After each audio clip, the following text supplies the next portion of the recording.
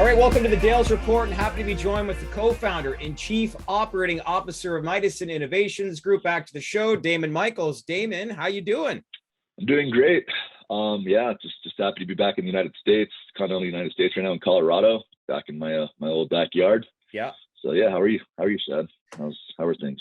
You know what? I love this summer weather, but quite honestly, I'm like, let's bring on Q4, baby. I want to see where this industry goes because there's a lot of stuff going on behind the scenes, a lot of agreements starting to take place, much anticipation, as you probably know, Damon, with Compass Pathways and their trials. I think that'll be monumental for the industry. So again, I love the weather, but as far as the stock market's concerned, I think these are kind of like the dark days of winter as far as missing that beautiful weather, so to speak. But wanted to have you on. Big news last week with you guys involving signing a 5-year master collaboration research agreement with Johns Hopkins University School of Medicine. This is huge, big news. So the agreement allows further collaboration to advance research on non-psychedelic therapies to treat mental health and addiction disorders. So walk us through what will be, I guess, the focus early on, and also how did this whole partnership come together?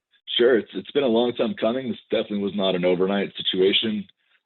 We're extremely happy we were finally able to get through all the legal and finally announce it to the world that we are now a partnership, an agreement with Johns Hopkins University to be working with Dr. Matthew Johnson. Yep. We knew that the indication around smoking cessation, proved incredible efficacy and of course safety around utilizing psilocybin for this type of treatment. We knew that all the past data that's been conducted through academia, we could then take it with the infrastructure and resources and personnel that we have now with Mydicine and really run it through so that we could finally bring this to market and hopefully turn this into a prescribed medication for people that are looking to remove themselves from the addiction of nicotine, cigarettes, and obviously it'll evolve into potential off labels of addiction in general for those types of treatments. With not only psilocybin treatment, but also paired and backed by CBT, cognitive behavioral therapy, 2 or 3 sessions after a full macro dose of psilocybin, to basically reset the mind and hopefully have people break these vices and you get back to living in a normal, healthier life. Right. When does the whole agreement, I guess, get underway? The agreement's set up now. It's fully underway. We're actually doing our big kickoff call this week to start to break down the fundamentals of how we're going to structure all these things. But yeah. I have no doubt that it's going to prove successful. We're very happy to be moving this forward. It's great. So I'm curious, like Johns Hopkins is obviously selective about the research partners that they collaborate. So explain to me, I guess, the strength of the partnership with them, and most importantly, what impressed them the most about collaborating with you, in your thoughts? Sure. Yeah, no, it's a very unique situation, and once again, there are many times where we've been definitely humbled by this partnership. This is one of the best top medical schools in the entire world. Yeah. For them to even consider us is partnering up and running the gamut and taking it further with all the studies that have already been conducted and making sure this does get to market in the most viable way possible was definitely a match made in heaven with what we have. Once again, the infrastructure that we have with API out of the University of Alberta to really bring these drugs to life and commercialize them, and then of course running it through with our chief medical officer, Dr. Rakesh Jetley, and understanding the best protocols to team up with Dr. Matthew Johnson and to really create the best clean cut pathway forward for patients to receive this type of medication and therapy to help them wean off these types of drugs. It's going to be, a pretty exciting thing because not only are we focusing on smoking cessation with Dr. Matthew Johnson and of course Johns Hopkins University, but the master collaboration agreement is actually going to allow us to potentially focus on other ancillary things. I don't know how soon, but it basically is going to give us, pretty, exciting and increased access to work with Johns Hopkins and other areas of research and focus that we want to entertain as well within the company environment. Yeah, this is great. I'm sure there's a lot of stuff that you guys are going to learn, but well done for sure. Saying all this, what kind of validation should investors take away from this agreement, do you think? Once again, just the fact that Johns Hopkins accepted us to be the private sector partner to bring this type of drug and therapy to life, should show its own validation that we are a company built on principles, fundamentals, ethics, to really drive this forward and not let it, burn out, not let this light burn out of what's been, being researched for over the last decade. We're going to basically take the torch and continue to run with it. And once again, everything that we're doing, we're just proving promise on, what's been discussed. And it's always good to continue to show action on things that we have discussed, to keep shareholders happy and to really bring these things to life. Yeah, you've seen some good price action over the last week to 10 days, but I think this is just a sign of things to come for yourself in the industry. And speaking of the industry as a whole and other opportunities, like some of these companies that are uplisting on the NASDAQ and New York Stock Exchange, like Cybin, they're experiencing strong price growth in advance of its uplisting on the New York Stock Exchange. It showed that a mid-range sector company that can make a successful jump to a major US exchange. Have you outlined ambitions? I know earlier this year, you guys have said like your intentions to obviously list on the NASDAQ. I'd like to get an idea where that sits. And is that still front and center as far as priority for you? It really is. We definitely want to get our uplisting in action. We're doing a lot of things on a daily basis to make sure that we're doing what we can as a company to hit those marks. Of course, there's still a few different thresholds we need to meet the requirements of what the NASDAQ will be looking for a company to be on the NASDAQ. I feel very confident. We all feel very confident, very bullish that we'll be able to meet those thresholds. We're hoping by Q4, which is, it's great you mentioned that because we're aiming for, that time in this year as well for us to, really step it up and play in the major leagues here in the United States. Yeah. Of course, us being on the New York Exchange in Canada, it's great. We've seen a lot of action that way, but, to be at par at the same time, here in the US is definitely, a major goal for us. There's a potential that, we might consider doing another capital raise at that point. Yeah.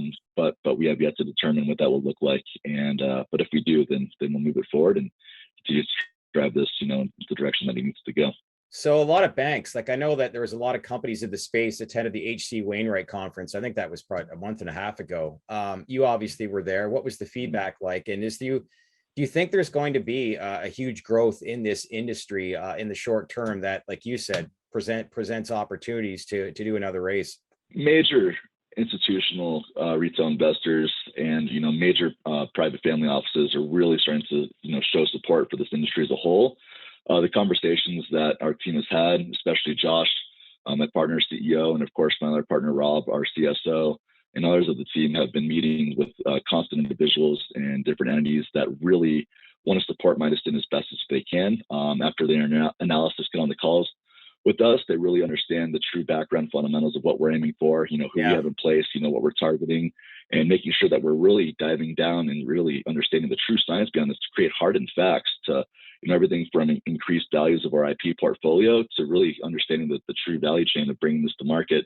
We're seeing nothing but, at the end of the conversation, really, them clapping and cheering us on, saying, whenever you guys are ready, we're here to support you and to make sure that this comes to reality. Yeah, it's great.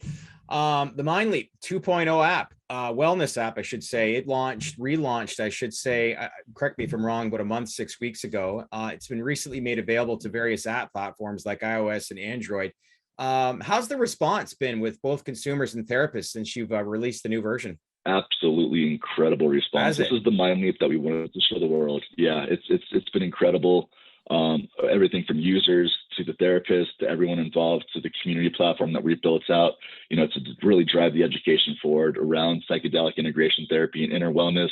Now that we have these useful tools around meditation, breath work, et cetera, it's really become a nice central hub for people that are really understanding the true medical values of psychedelic integration and inner wellness therapy. And it's just a total new facelift for the app. Once again, This is really what we wanted it to be. We've already organically received thousands of new downloads since the launch of the new app. And we haven't really done any marketing for it yet. Just because we want to make sure all the bugs are fixed, before we really start to, what's that say? You already had thousands of downloads and really haven't done any marketing and branding yet. The app speaks for itself. People get on it and they just find that it's a useful tool, every day that they wake up to, when they're going to sleep, that it's a great app to look at. So just find that inner peace that everybody's looking for. And, being a very unique type of app with that unique niche of psychedelic integration therapy and working with all different types of therapists that are, of course, licensed, certified around psychedelic integration, This is the new wave of medicine. This is once again, as Mydicine always states, this is medicine evolved, and this is really a nice way for us to really complete the ecosystem of Mydicine, as we've discussed before, and really show not only to the general public how they can make it very easy, effective, convenient, discreet, to really have these sessions around psychedelic integration therapy. Once they've had a psychedelic session, the app does not condone or teach people how to consume psychedelics. But once somebody's had a psychedelic session, within a clinic environment or elsewhere, that they could then tap into the app to help them, whether it's around any type of mental health disorder, depression, anxiety, addiction, and so forth, to really be there, to be their support, and to really help them, find the success they're looking for. That's great. As far as marketing, branding, like, are you in talks with any, say, influencers that have been impacted by, mental health currently right now? Is there strategies that people could get excited or look forward to that you could be launching soon?